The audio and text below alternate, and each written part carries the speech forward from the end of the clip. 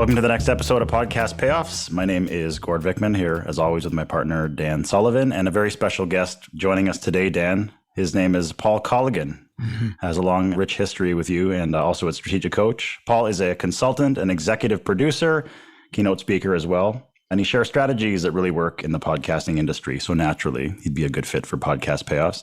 He's a good friend of ours and a good friend of the show as well. Author as well of the bestsellers How to Podcast and Podcast Strategies books. How's that for an intro, Mr. Colligan? Man, I'll take it. Send this to Mom, would you? Already done. Technology made that possible. Yeah, I think my introduction to Paul actually precedes my first podcast. I talked with you. I met you as I meet practically everybody else through Joe Polish. You know, I talked about it, and here we are probably 7-8 years later. And I got my own podcast manager. Yeah, you do. Yeah. Well, here's the thing, Dan. Episode 1, I did a little research here. Episode 1 of 10X Talk was August 3rd, 2012. So we're nearly 9 years ago. Almost 9 years. Yeah. 9 years, yeah. And I got some fun stats. We'll be chatting. It's a great segue, Paul. What have you seen happen in those almost 10 years? Let's say one thing that really stands out. That's a pretty heady question, but... Well, I'll tell you, I'm going to make the transition really easy for you. I started the game in 2000. I had dinner with the CEO of Audible, and I was hooked, and I wanted to launch on Audible. And he told me, you can launch on Audible. It's $500K to get in, and we get 70%, you get 30%. And there's this, Hogwarts, mystical witch character book that's doing it. And there's this Tom Clancy guy who's doing it, so you can join us. And I walked away completely defeated. I wanted to be Audible, but I couldn't at that point. Podcasting pops up. Bam. I can be Audible now. Mm-hmm. That was my instant out the door idea. And it was so much so that although podcasting was free, about 2 years later, I was done with the first premium podcasting platform called Premium Podcasting. Spent about $20,000 getting developed, and about, all 4 of my clients at $97 a month were big fans. I got in way, way, way too early. They say 1 step ahead, you're a visionary, 2 steps ahead, you're a martyr. I was about 10 steps ahead. So from day one, I wanted people paying for podcasts. I wanted, the premium, the HBO, I remember when I was a kid in the 70s, what? Daryl pays for TV? Yeah, but Daryl got King Kong without commercials, and all I had was stupid Saturday morning cartoons. So I wanted to pay for podcasting for a long time. People came up with it. Apple announced just recently, we're going to do it. It's out. It's rolled out. The software is there. And boy, is it fascinating, because now it's in the same place. And it's not just go to a website, sign up, give a credit card, but it's that same one-click functionality that we have for our apps that has created a $1 billion economy. So this is interesting. So yes, paid podcasting. I saw it a long time ago. It's now, with the cool kids, if you will. I think it's going to get really interesting. Gord would go to podcasting conferences, and the talk is, how do you monetize your podcasts? And we approach podcasting the same way, we approach our quarterly books. And that is that, first of all, our podcasts are really for our existing clients. And then they are the marketing network that sends the podcasts out to other people. But I was trying to think of an image of how we approach podcasting and virtually all of our other marketing. It's kind of like the tide coming in. You're probably pretty close to the seashore where you can watch the tide come in. And it's hard to imagine when the tide's out how it actually gets in, because it's, and it takes about 6-7 hours, and the ground isn't even wet, and 7 hours later, it's 10 feet deep. And so our whole point is that every podcast is a little wave coming in, but the depth of the tide, when it's full tide, is signups for the program. So for example, the Who Not How book, 3 weeks ago, we have 120 direct signups for Strategic Coach. We're at about 135, 140,000 copies right now. One of our marketing tech people looks at conversations where it's clearly stated that the reading of the Who Not How book was the deciding, it was the trigger that got people to sign up. The lifetime value of a client is $40,000, so 120 times 40,000. The next one goes in next week. It's the gap in the gain. So my whole attitude is that you just keep massaging the marketplace with messages, and then you pay attention to what your real sale actually is. We have 4 questions here. Question number 1 is, what do you want the podcast to do? Question number 2 is, how do you know the podcast is doing it? Done. Yeah. What do you think it means, Paul, that everything's kind of branching out right now? Like the way we handle them at Strategic Coach, we're sending out these, first of all, livable assets online. If there's some issue that a client has that one of our people is discussing with them, we probably have something in our arsenal where Dan and Shannon have discussed that in the past, or perhaps Dan with another client on multiplier mindset. They can send that out to them. So it's like doing a sales call without actually having to do a sales call to cover those issues. So that's the theory, and that's the strategy behind the Strategic Coach family of podcasts, is we're sending out the messages, like Dan said, to massage people. We've never had a billboard in Kenya, but I know for sure there's 14 people who really like one of our shows in Kenya because we know that through our analytics. Will we ever have our first Kenyan client? Probably, because that's what we're doing. One of the signups is from Kenya. Well, there we go. Kenya, Ghana. So we have 2-hour Zoom calls. So when somebody signs up for the virtual program, so the big upswing has been people who are never going to come to a workshop. They're doing virtual workshops. So it's a 4-hour workshop that they do every 2 months. So it's 6 times a year, and then they get 2 connector calls. So they get 18 events a year. But I had a Zoom call, and it really struck me how much life has changed in a year. Somebody from Taipei in Taiwan, Vietnam, somebody from Ho Chi Minh City and Mumbai in India, Dubai, Ghana, Barcelona, Berlin, Amsterdam. What these people are, Paul, they're all people who have signed up for the program, but they haven't come to their first workshop yet. Okay. And one thing is that that's something that we could never have done in the past without, the Zoom platform. But what's really interesting when you dig deeper, they've listened to podcasts for the last 5-6 years. Yep. So we felt that when we came in with Zoom, because no incentive, like no alternative. So we went there, we weren't hitting a cold audience. We weren't hitting a cold marketplace. There were a lot of people, and they had sort of in their back of their mind, they had checked a box, someday I'm going to bite the bullet and I'm going to get on a plane and I'm going to go to Strategic Coach. Well, last year has eliminated that barrier. So we're up to 400 who have signed up just for the virtual only program. That's fantastic. And Gord, what you said, I think we're in it. We're drinking the Kool-Aid. But what's amazing here is sales calls are long, sales calls are tedious, and sales calls are expensive. And when somebody calls and says, I listened to the first 50 episodes of 10X Talk, I'm in, sign me up. We got rid of the long and the tedious and the expensive, and we went instantly to the conversion.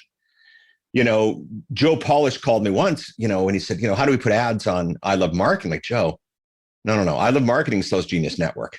And we figured out he'd have to put ads on 1.8 million downloads or something to get the conversion, and I'm like, if you can't get, somebody in a Genius Network out of every 1.8 million downloads of I Love Marketing, you better hang up the show, Joe. Mm-hmm. You better hang up the show. Yeah. And I'm looking at your stats right now. I have access to 10X Talk.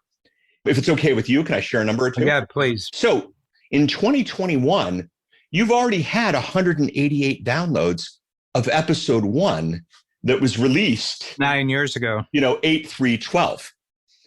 And so, I mean, this is insane, 188 different times. And what's funny is 17 of them are on Pandora, where most of the country doesn't even know that there are podcasts. And we certainly dreamed a podcast on Pandora at the time that we launched this. And 24 of them were on Spotify, which didn't even exist when we launched this. Mm-hmm. And so what's amazing here, and countries, 3 in India, 5 in South Africa, 8 in Australia. And this is just Croatia's in there, big Croatian fans, Germany, France, they're all there. Mm-hmm. And this is something that I don't think you've gotten up in the morning and wondered whatever happened to season 1 or episode 1. That thing just exists. It's just an ever-running asset. It takes a while to actually understand it yourself, but it takes quite a while to explain it to someone else that an old podcast series is always new to the person who's listening to it for the first time. Yeah. You know? Yeah. And what they're delighted with. I mean, I just came across I'm a voracious reader, especially, detective stories, homicide stories. So I just came across a writer who died 15 years ago. And this is the first time that I've actually read anything. And he had 9 books that were written in the 1970s, 80s. And I said, I found a new writer. But first of all, he was around a long time, but I just discovered him. It's the same thrill as a new writer bringing out a new book last month. Yeah. You just found something new. And it also points, I think Gord really marinated me with this when he came in and, took over the structure and the organization of what we're doing. He said, what you're selling is a relationship.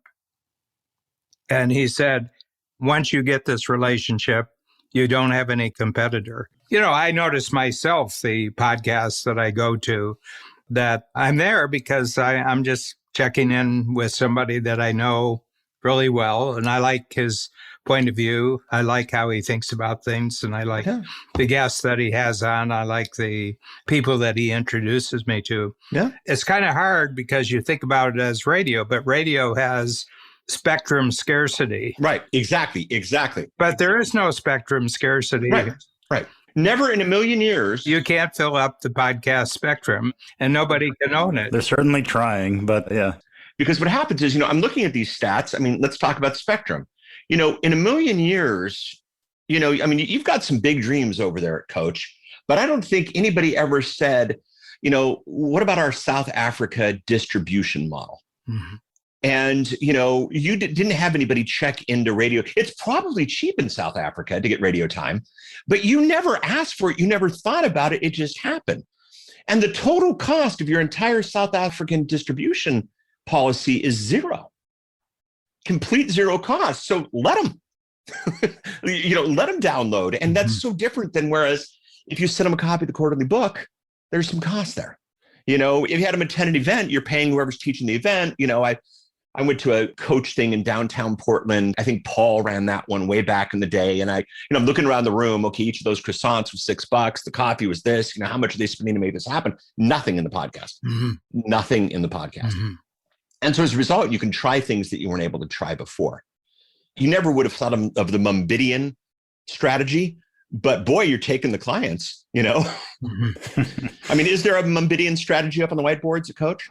There is. We spend about 30% of our waking time thinking about it. Yeah, it's really, really vital. Yeah. And the model of, people think of podcasting like radio. And the model is, if I'm doing a show here in Portland, I got to get a local restaurant to buy the time, which means I got to get a certain amount of people in Portland to listen to the show to buy the time to make the local restaurant in Portland pay for it. But if I have one listener in every city, every country paying me lifetime value of 40 grand, this is a multi-million-dollar industry. How dare I think that this is about an ad for a local restaurant? Mm-hmm. Paul, in a roundabout way, I think I know the answer to this, but Dan and I were speaking on a previous episode of Podcast Payoffs, bullish or bearish on the entire, I don't even know if I can call it a trend yet, of the subscription-based podcast model that Apple is introducing and that Spotify is introducing. You're walling yourself off from that global audience. Yay or nay? In your opinion, is this going to fly? Yay, but it's not the scarcity side of yay. I went to school UC Santa Barbara. If you wanted to get drive time, there was one news station. People driving home from work, all you had to do was to buy the one ad on that one news station and you owned the entire town. That was an expensive process. That was an expensive thing. I don't have to worry about that anymore. There is revenue to be made by premium podcasting. There is revenue to be made by paid podcasting, but back, what do you want the podcast to do? I want to pay all the bills to premium. That's one model. What do you want the podcast to do? I want to bring in new lifetime clients at 40 grand lifetime value. That's another model.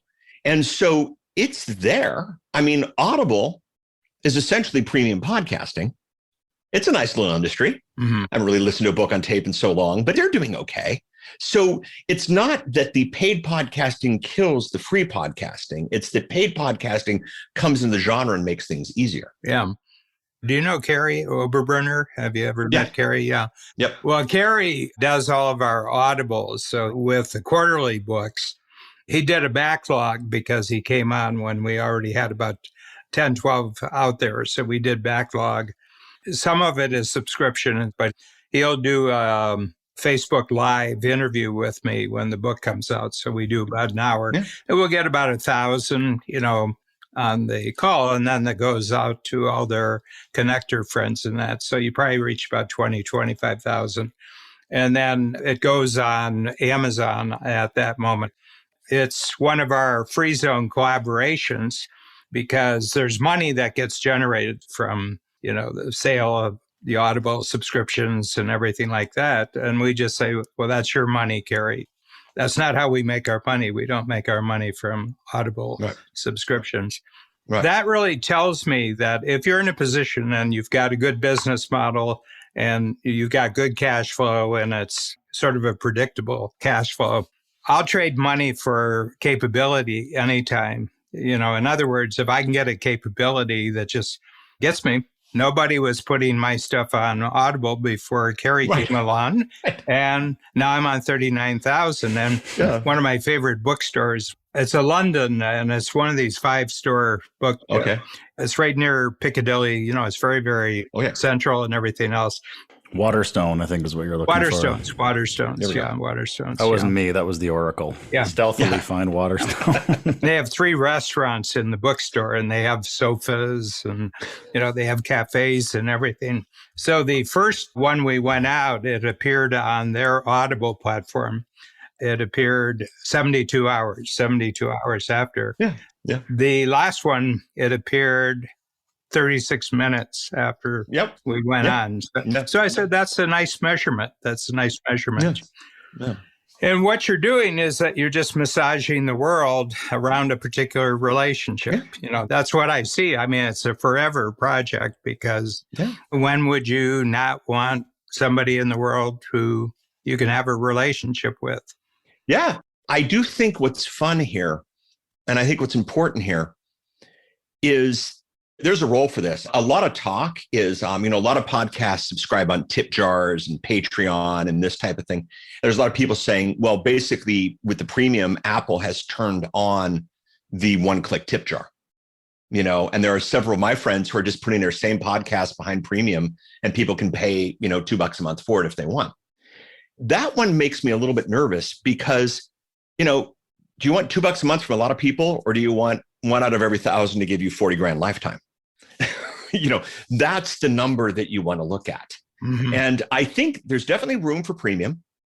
There are musicians right now who are like, forget the albums. I'm done. I'm going to release a single, going to put on iTunes. I'm going to make my iTunes. That model's there. But the real money is, John Cougar Mellencamp was one of the last concerts here in town before we all got shut down. You know how you got Johnny's new CD? By going to the concert. Because the CDs used to sell the concert. Now the concert sells the CDs. Yeah. And it's an interesting place. So it's going to exist. It's going to be good. We're going to play with it to see what it means and how the interface is. But I think on the bigger level, what do you want the podcast to do? If anybody wants the podcast to bring in people more than 4 figures, it's not advertising. It's the long-term relationship the podcast makes possible. Just track it and know if it works. Paul, how are you approaching? I mean, you're a scout, you're an explorer, you're a geographer. You're basically giving structure to the podcast world. So you're someone who is someone that you would want to stay in touch with. I'd like to know how Paul's thinking about this. You, as your own knowledge and your own content, how are you approaching it right now? That might be different from, let's say a year ago. This is a new line of revenue. They didn't fix the old line. They didn't replace things. So you got to think of it newly. And so I'm going to create some content just to sell it, and I'm going to put that online. I'm going to play with it. If you look at logic, part of why podcasting is so fantastic is it's one standard that nobody owns. That's why it won. That's why it did so well. Yet on the premium side of things, everybody has their own standard. You could do premium on Apple and you could do premium on Spotify, but it's 2 entirely different interfaces. There will be a standard for this that'll be coming soon.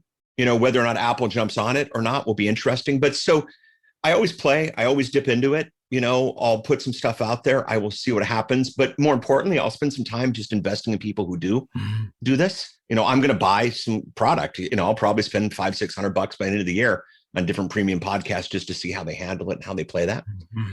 What's interesting is the tech does stack on itself. And this is the thing that gets me really interested. There's a concept called dynamic ad insertion, which, get this, is the insertion of ads dynamically. I know, crazy technology talk. We can click a button over at Genius and we could run ads for June 2021 on your August 2012 episode of 10X, brand new. And it's funny, people are like, oh, that's crazy. Well, turn on the TV. MASH was in the 70s. They're running commercials from today on it. It's not that crazy of a concept. You can just do that. I think what's interesting is, imagine if somebody paid for the content, yet still got ads inside of it. Why would people do that? Happens on Hulu. Mm-hmm. HBO just released the ad-based version of the Hulu app. Now you can qualify the audience a little bit. It's hard to track. Mm-hmm. How many of these downloads? We have a mutual friend, I'm pretty sure you know him, who is convinced that he is massive in Sri Lanka because of 80% of his downloads come from Sri Lanka. I'm like, no, my friend, you are not massive in Sri Lanka. There is a server farm somewhere that is doing these downloads. And this premium gateway could be really, really interesting, because if it was 99 cents to get in, how many 99 cent subscribes do I get from Sri Lanka? I buy, internally, I'm in Coach, I'm in 10X now. We have this big membership site where we can download everything. Half of your quarterly books aren't on Kindle yet inside of the membership site. Paul deals with it. He goes to Amazon, he clicks the button and he downloads the Kindle version because who cares at this level? Yeah. And I think that's going to be a play for it. So I think. Well, and they're 99 cents on Kindle because. Yeah, exactly. Yeah, I'm going to be okay. I mean, again, we're trying to establish a relationship here. Yeah, exactly. Let's go exactly to that.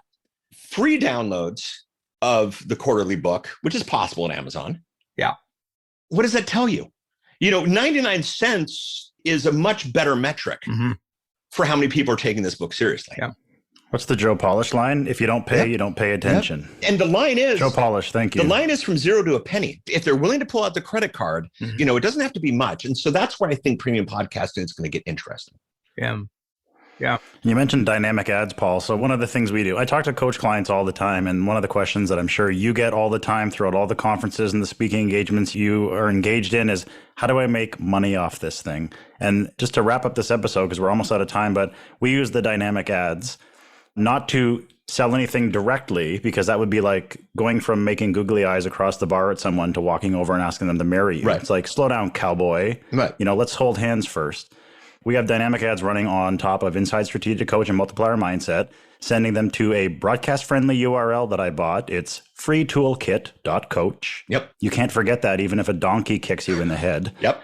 freetoolkit.coach. Yep. You go there, you download 4 of Dan's favorite tools for free. But guess what? The tools are gated. So now we know who you are. Yeah. We know how to reach you because, you have your email address. And then we have our qualifiers. So are you an entrepreneur? Da, da, da, da, da. And from that, which never existed before, these shows that we had were going out into the atmosphere. Now we have a way to establish that relationship. And we are generating, it's just been a slow burn at first because people, I think, were trying to get their head around it as well. But we are generating dozens of qualified leads from that funnel squeeze from the podcast in there. So the dynamic ads. That you recorded how many years ago? And it lives on. Yeah. You know what? It's the Gap in the Gain mini book and the impact filter. There we go. And people love it. They love it. Yeah. Well, again, if it's the first time you're encountering something that's brand new. Yeah. And a lot of people don't realize that good content lasts forever. Yeah. I guess. Yeah. Oh, if Dan ever released, the Gap in the Gain 22 version, the Gap in the Gain 23 version, the Gap in the Gain 24, like Gap in the Gain exists. It's fine. Yeah. We got the small book and the big book version of it, but that's it. We don't have to go back and investigate that again. Yeah. In our mindset scorecard, I don't know if that's part of the toolkit that you're giving away, but in our mindset scorecard, one of our things is assets, not episodes. Mm-hmm. And once you create an asset, you can run that forever, and then you run the dynamic ads up against it. freetoolkit.coach. You could run an ad right now saying, well, the whole world's coming back to work from COVID. And you're trying to figure out your role as an entrepreneur in the midst of this. There's no better time to consider it. That you run for a little while. Then in November, you might run we're back in quarantine, or maybe you don't run that one. We'll find out what happens in November. But, but you can run new ads, updated ads. Hey, it's 2022. What better time to look at the free coach toolkit? Mm-hmm. So keep the content, keep the asset, not the episode, but change dynamically the ads. It's a beautiful game. And like your John Mellencamp concert, Paul, people love hearing the hits. Exactly. Play the hits. Paul Colligan, where can people find more about you? Oh, paulcolligan.com. I have a fun newsletter called Heads Up Tuesday. Every Tuesday, we give you the heads up on what's happening in the industry. And it's 5 links, 5 clicks, above the fold when it lands in your email box, even on the phone. So headsuptuesday.com if you want to know what's going on there. Yeah, excellent. So this is a 2-part series, wrapping up for this one. Dan, Paul. Thank you. Always a pleasure. Thank you. We'll see you on the next episode.